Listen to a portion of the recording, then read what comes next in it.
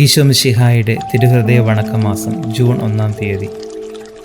ദൈവപുത്രനായ മിശിഹ മനുഷ്യാവതാരം ചെയ്തുവെന്നുള്ളത് സംശയം കൂടാതെ അംഗീകരിക്കേണ്ട ഒരു വിശ്വാസ രഹസ്യമാണ്. അത്ഭുതകരമായ അവിടുത്തെ ഈ പ്രവൃത്തിയാൽ ക്രിസ്തുവിൻ്റെ ദിവ്യഹൃദയം ദൈവ സ്വഭാവത്തോട് ഗാഢമായി ചേർന്നിരിക്കുന്നു. തന്നിമിത്തം ക്രിസ്തുവിൻ്റെ ഹൃദയം ദൈവിക ഹൃദയം തന്നെയാണ്. ക്രിസ്തുനാഥന് രണ്ടുവിധ സ്വഭാവമുണ്ട്: ദൈവസ്വഭാവവും മനുഷ്യ സ്വഭാവവും. ഈശോ ദൈവമായിരിക്കയാൽ സ്വർഗത്തിൽ മാലാഖമാരും സ്വർഗവാസികളും ചെയ്യുന്ന ആരാധന, സ്തുതി, സ്തോത്രങ്ങൾ ഭൂമിയിൽ അനുഷ്ഠിക്കുവാൻ മനുഷ്യർ കഷ്ടപ്പെടുന്നുണ്ട്. ദൈവികവും മാനുഷികവുമായ സ്വഭാവങ്ങൾ അങ്ങിൽ ഒന്നു ചേർന്നിരിക്കയാൽ സഹോദരനും സ്നേഹിതനുമായ അവിടുത്തെ സമീപം പ്രതീക്ഷയോടും സ്നേഹത്തോടും കൂടി നാം അടുക്കേണ്ട ആവശ്യമാണ്. ഈ ദിവ്യഹൃദയത്തെ സമീപിക്കുവാനും ദൈവത്തിൻ്റെ ഹൃദയത്തോട് സംഭാഷണം നടത്താനുമായി നാം സമീപിച്ചിരുന്നെങ്കിൽ എത്രമാത്രം ഭയഭക്തി ബഹുമാനാദരവുകൾ പ്രദർശിപ്പിക്കുമായിരുന്നു. ഈ ദിവ്യഹൃദയത്തിൽ സകല നിക്ഷേപങ്ങളും ദൈവത്വത്തിൻ്റെ പൂർണ്ണതയും സമഗ്രമായി അടങ്ങിയിരിക്കുന്നു.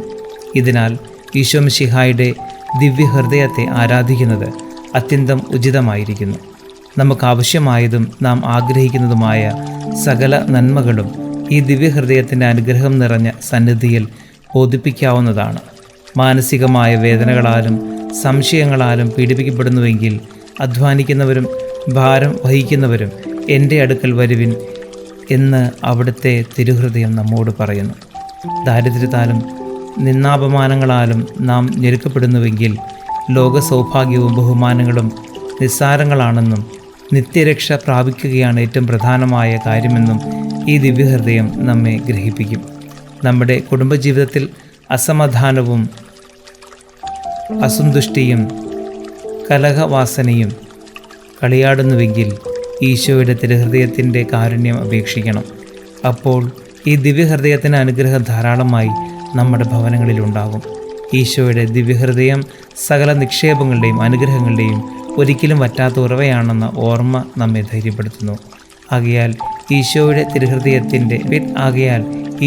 തിരുഹൃദയത്തിൻ്റെ നേരെ ഭക്തിയുള്ള ആത്മാവെ, നിനക്ക് ആവശ്യമായിരിക്കുന്ന എല്ലാ ആധ്യാത്മികവും ലൗകികവുമായ നന്മകളും ലഭിക്കുന്നതിന് ഈ മാസാരംഭത്തിൽ തന്നെ ഈശോയുടെ പരിശുദ്ധ ഹൃദയത്തോട് നിത്യകന്യകയും അമലോത്ഭവയുമായ മറിയത്തിൻ്റെ വിമല ഹൃദയം വഴിയായി അപേക്ഷിച്ച് സാധിക്കുന്നതിന് ശ്രമിക്കുക. ഈ മാസത്തിൽ ചെയ്യുന്ന സകല ഭക്തികൃത്യങ്ങളും ആഗ്രഹിക്കുന്നതും അപേക്ഷിക്കുന്നതുമായ കാര്യങ്ങൾ ലഭിക്കുന്നതിനായി നിയോഗിക്കുകയും ചെയ്യുക.